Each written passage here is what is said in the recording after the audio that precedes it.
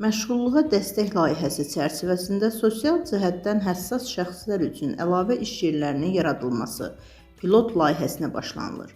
Oxu24.com xəbər verir ki, Əmək və Əhalinin Sosial Müdafiəsi Nazirliyi məlumat yayıb. Bildirilib ki, pilot layihə işsiz və ya iş axtaran şəxslərin istehsal və xidmət sahələri üzrə məşğulluq imkanlarını artırmaq, o cümlədən məşğulluğa dəstək layihəsi çərçivəsində özünə məşğulluğunu təmin etmiş şəxslərin bizneslərini inkişaf etdirmələrinə dəstək məqsədi daşıyır. Layihə ilkin mərhələdə Bakı, Abşeron-Xızı, Quba-Xaçmaz və Lənkəran-Astara istiqaməti iqtisadi rayonları əhatə edəcək.